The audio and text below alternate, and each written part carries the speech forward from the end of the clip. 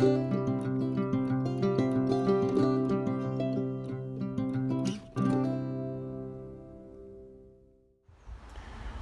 modd teithio o Ogledd Cymru i'r Alps mewn 2 ddiwrnod mewn car trydan.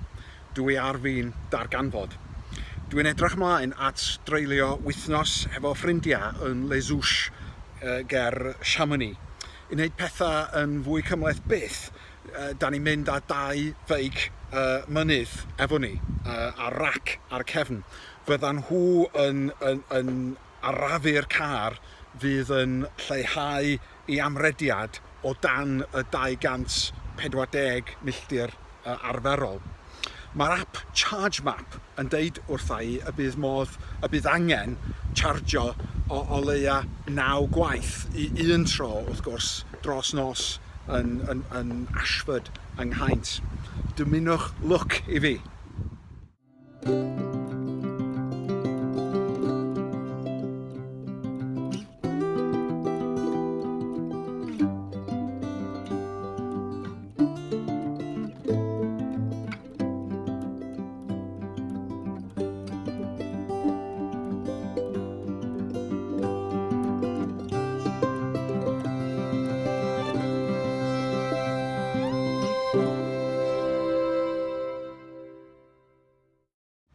Felly, da ni wedi cyrraedd de Bagal, felly canolfan gwasanaethau ar y draffordd yng Ngogledd Ffrainc.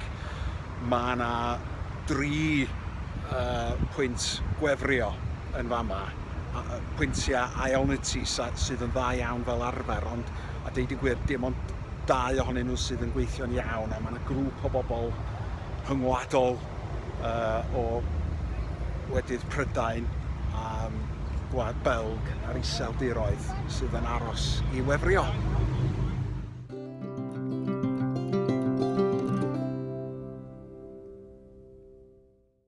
Wel, dyma ni bore dydd Sadwrn, da ni wedi cyrraedd les rwan, Chamonix.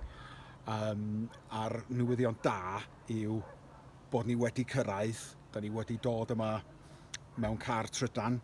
Rhan fwyaf o'r trydan mwy na thebyg yn dod o ffynonella adnewyddol, a dwi'n edrych ymlaen yn fawr at wythnos wych mewn ffrindiau da, mewn awyrgylch anhygoel a deud y gwir. Dwi erioed wedi aros mewn tŷ cystal sydd efo cymaint o gymeriad, ond da ni wedi dysgu rhywbeth neu ddau hefyd ynde. Doedden ni ddim wedi caniatáu digon o amser. Yr oedd yr app ro'n ni'n ddefnyddio yn rhy optimistaidd felly. Dim ond ychydig oriau o gwsg gawson ni nos Wener yn Folkestone. Wnaethon ni ddim cyrraedd yn fama tan rhyw 1:30 yn y bore, 1 awr wedi 2.